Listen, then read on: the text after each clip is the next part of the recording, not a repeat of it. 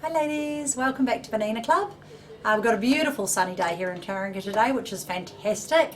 But you know, when you are doing all your winter clothing, what happens is we have them in our wardrobe, we forget about them, we get them out of our wardrobe and they're all dusty, covered in dust and not looking very good. So one of the ideas you can do is you can make a garment cover for your clothing. So I've made a garment cover out of an old pattern that I had. The pattern has now been deleted, so I did my first ever garment cover out of this pattern, and I decided it's kind of a little bit boring. It just had a little flap here, it didn't have a zip, and you had to open out the flap to then get your garment out. I've actually since then put in a zip because I think a zip's actually quite handy, and it's kind of okay, but I don't love it. So I thought it was a little bit, yeah, it's all right, but I don't know what's in it, and yeah, so that was a fail. My first one, I was like, yeah, it's okay. So from there, I decided to make a garment cover that had clear glass plastic in the top part so you can see clearly what garment you had. And I had this beautiful fabric at home that is 100% cotton patchwork fabric that you could make a garment out of or whatever.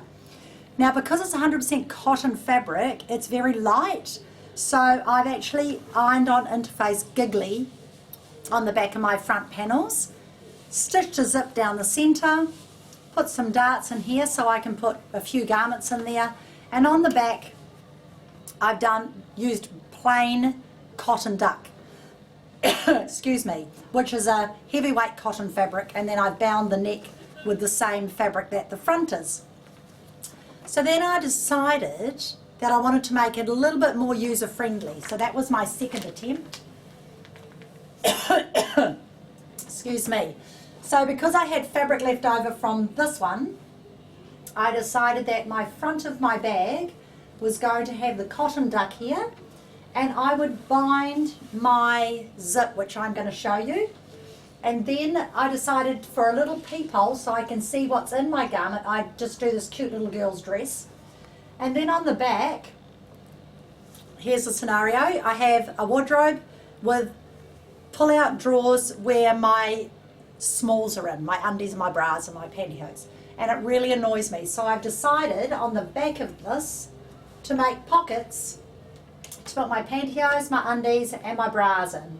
And so every single one of these is the same clear glass plastic, and I've done the binding both sides of the zips, and then this was the scraps that was left over. So I thought that was a really good idea because it's going to be able to hang in my wardrobe. And then I decided that I would bind around the edge with the patchwork method of binding. Really good idea, except girls, what you don't do is you don't go and bind around the top until you finish the neck edge. So I'm going to have to undo my binding, finish my neck edge, restitch my binding back on. So note to oneself, make sure you finish your neck edge before you put your binding on. Okay, so I will do that. So I'll pop that back in there to show you, and now I'm going to show you how to do the binding in the zip, how to do your cute little applique, and then you can make either a plain one with pockets, and you can see for this one I haven't put the darts in here, so there's not as much room. So this one here has clearly been darted both sides, so I can fit more than one garment in, or a big bulky winter jacket. And the length you can make will be determined to what garment you're putting in it. And then once your garment's in there, when you're traveling, you can certainly go like this, okay, and it can just hang up. So then I've decided I am going to make another one like this, but for traveling, okay. So I want to do a travel one. So I'm going to have, this is my main fabric, but my pockets are not going to be the plastic because that isn't sensible for traveling, because A, they might get too hot and your things will sweat. So I've decided my pockets are going to be made out of lace. So I'm going to show you that as well today. All right, so first things first, I'm going to show you how to do the binding down the front and how to do the darts. So we'll start there. So with your fabric, you're going to have a little, I'll just put a pin where the bottom of your dart is. It's on the pattern I've given you. And there's a little mark where your darts, where you clip your darts.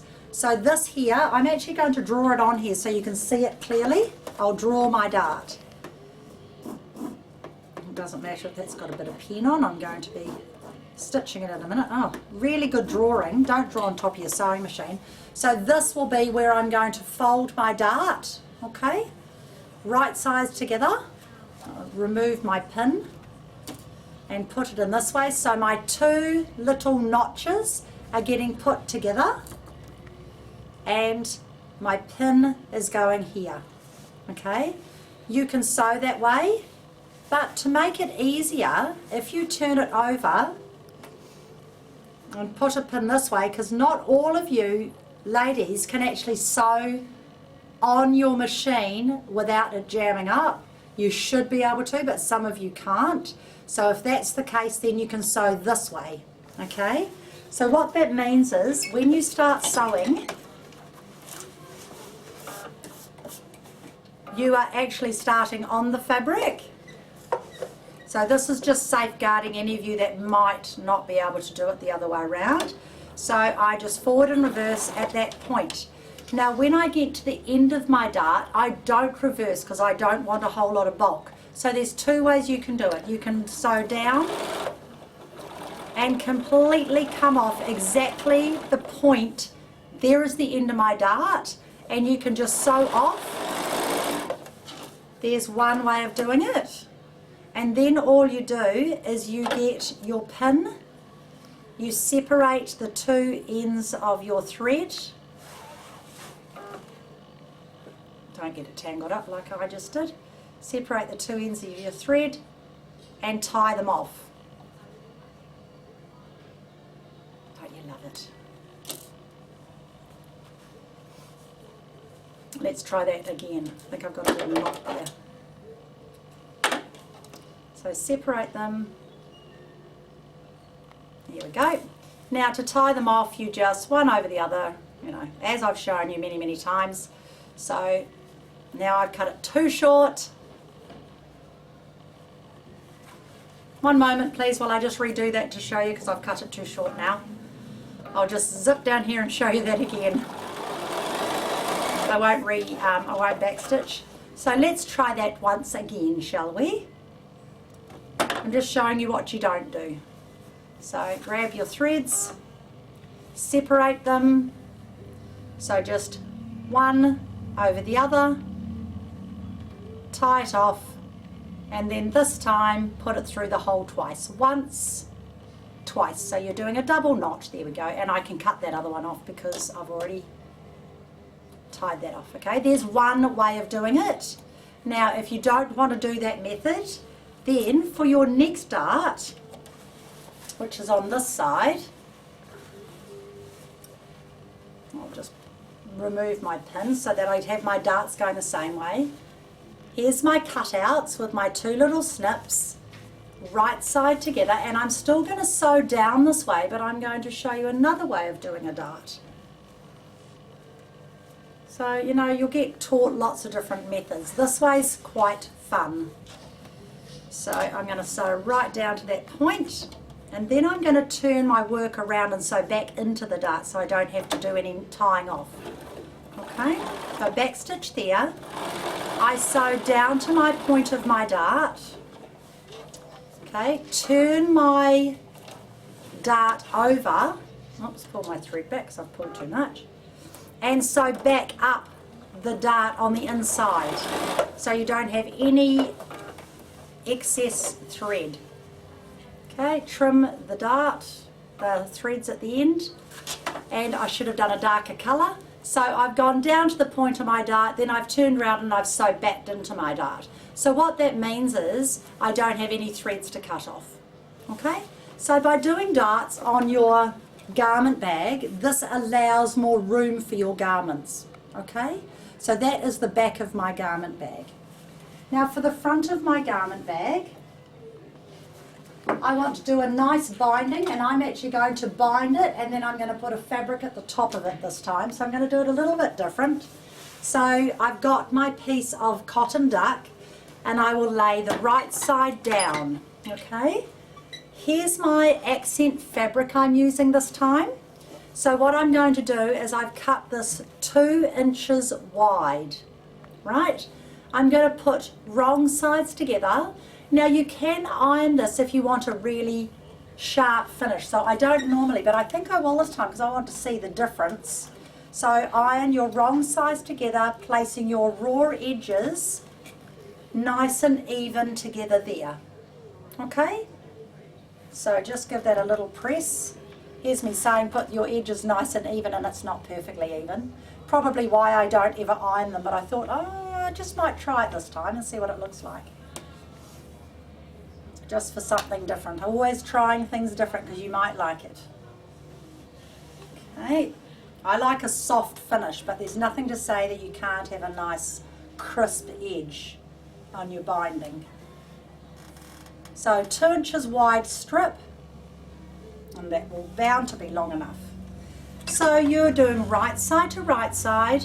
I've got my little selvage there, so I'll put that above my fabric, and you're putting all your 3 raw edges together. So that's the raw edge of your center front and the 2 raw edges of your binding.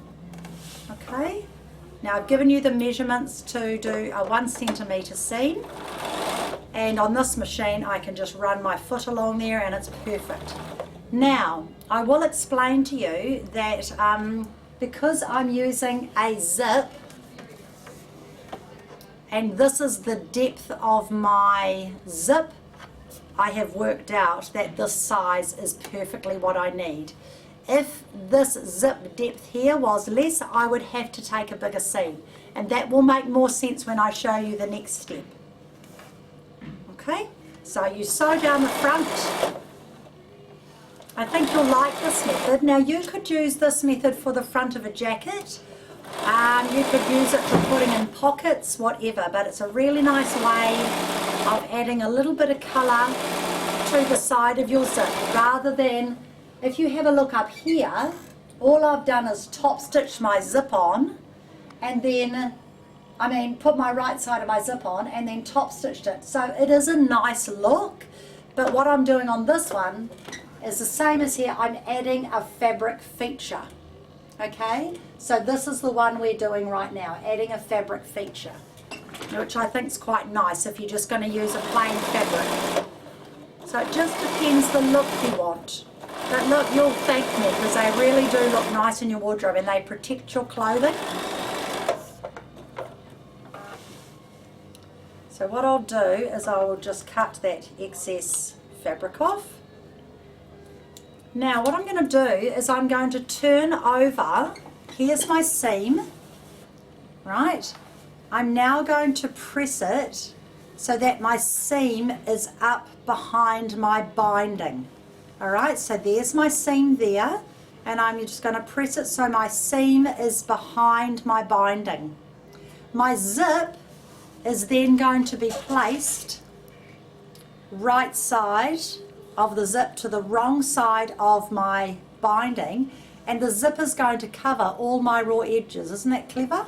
So I'm going to press my fabric away from the front. So I'll show you that now. It's a very easy, quick method of doing a facing down a jacket or using it for this. So I'll give that a good press. So I definitely did want to press this one doing this method. If you're using clear fabric, clear glass, plastic, you can't obviously press it, you have to have a soft finish. So now that's all pressed, all I do is get my zip, and my zip is longer than I need because they're the zips that I had. So now I just place my zip, right side of my zip to wrong side of my binding, and I butt the folded edge along the edge of my zip, and now I'm going to top stitch. Okay, so I'm going to change my thread colour, and I have got, Oh no, I think I'll use this one here, which is the one I'm going to use for my applique. So I'm going to take this one off. I think I'll top stitch it in that thread. Will I? Hang on, I'll just see if I like this one. I might like this one here. I will decide. I think I'll use this so you can see it better. So it'll just give us a little bit more contrast for you to see my stitching. So now what I'm going to do is I'm going to put on my number 4 foot. Now the number 4 foot is the zip foot. Everybody should have a number 4 foot. And even if you're using the plastic, this particular plastic, clear glass, does not stick to your foot or to your sewing machine. If you had trouble with fabric sticking, I'll just get out the one with a Teflon coating on it.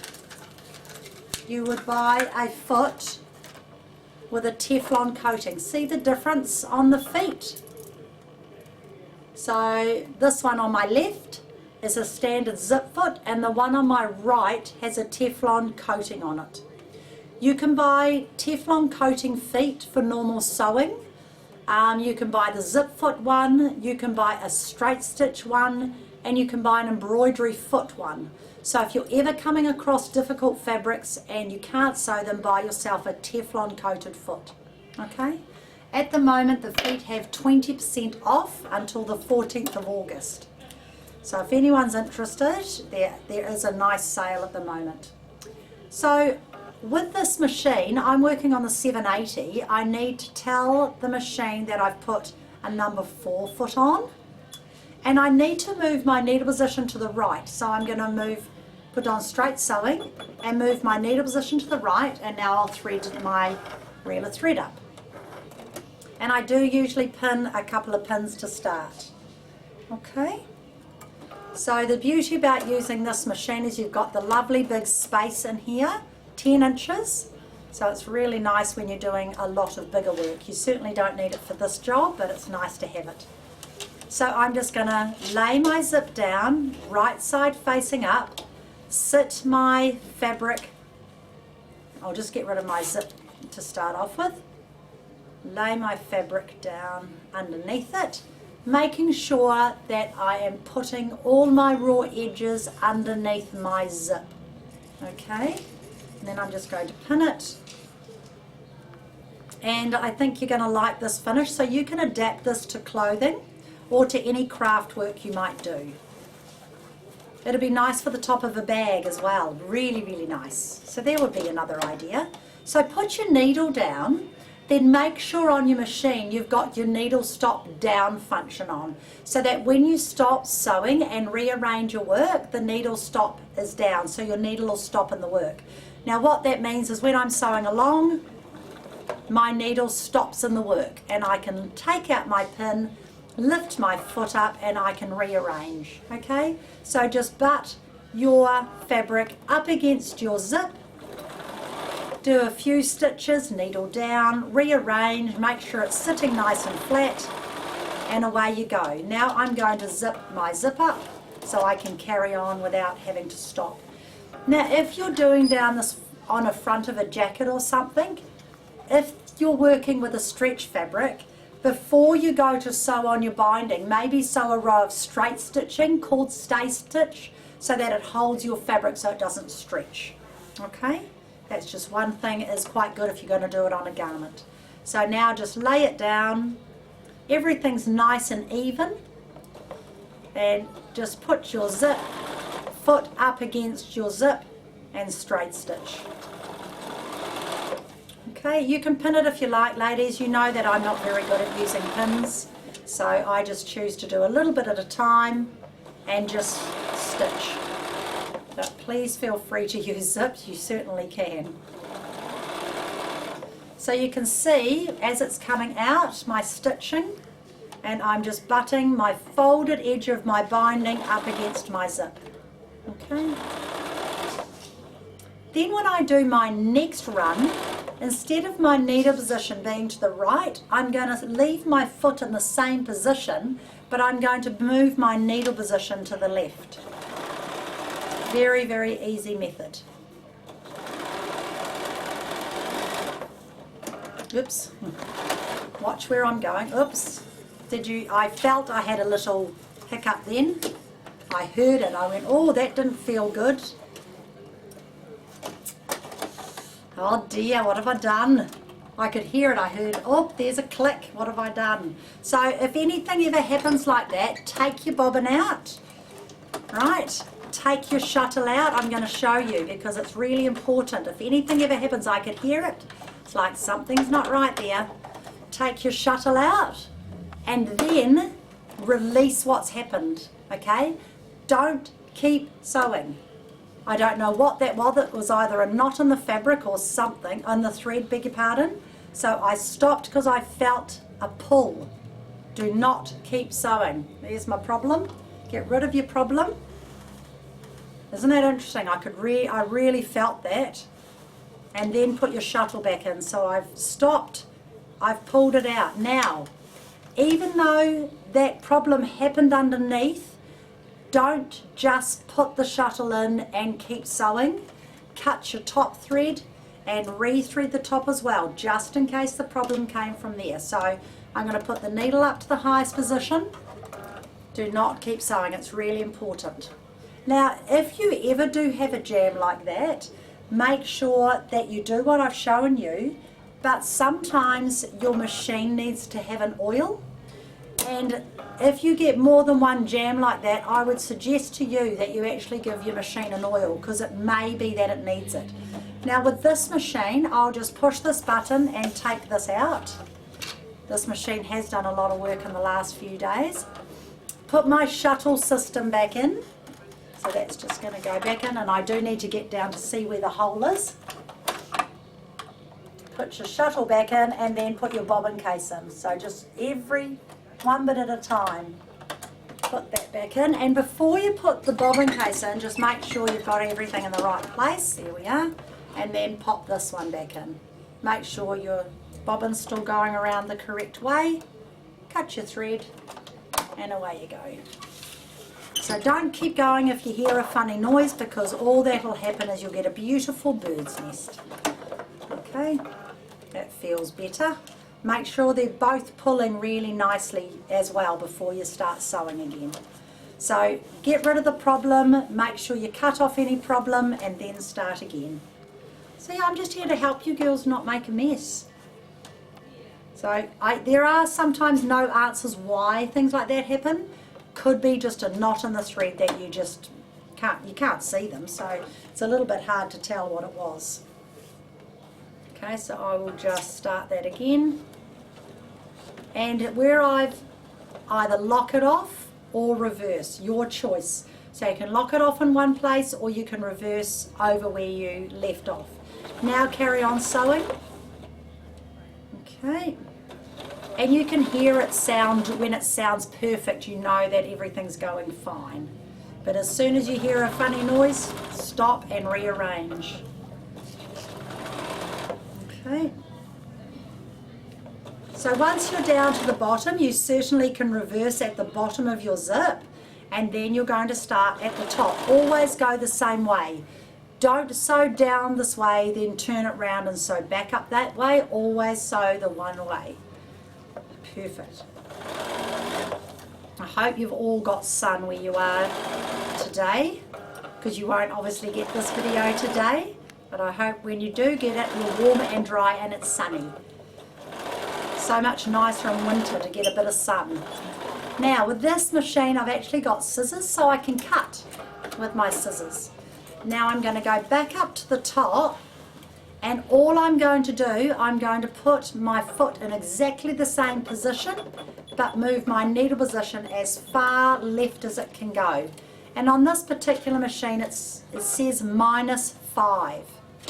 Now all that's going to happen this time is I'm just going to run my machine straight down the same line as I have before, but it's going to cover all of this fabric that is in under here, the raw edges. It's going to be covered over by my zip. So that's what I'm going to do now. I might just cut that thread so I don't catch it when I'm sewing. And it makes a really, really nice clean finish. So I'll just get rid of that little extra bit of thread there, and now I just sew down. Too easy. So you're just running your zip foot in exactly the same place.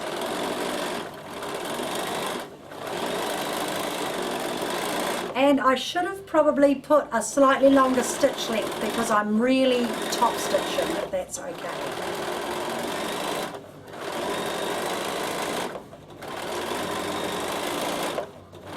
So just top stitch that down, you can back stitch that, you can cut it, and you have got a really nice binding down the front of your jacket or down the front of your garment bag. So you can see there your 2 rows of stitching and your zip. So you do exactly the same method to the other side, and this will become the front of my garment bag. Okay, oops, I'll just get rid of that thread. So you can see there's the front of my garment bag. Okay, so you've got 2 rows of stitching and your zips in the middle, and you'll do the same to the other side. Now, because this is going to be the front of my garment bag, I'm actually going to want to do a little peephole like this, because I'm not going to put the plastic on here. Okay, so this one's going to have fabric, so I'm going to show you. Oh, here we are. This one's going to have the fabric across the top, so I'm going to do a little peephole in here. All right, so what we're going to do is when I finish that other side, I'll just show you how you can do a little peephole in here.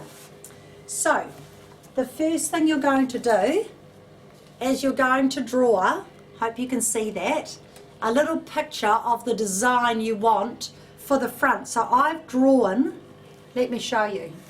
Here's my little girl. I've just placed my pattern on here and I've just drawn around my shape. And this is clear glass plastic.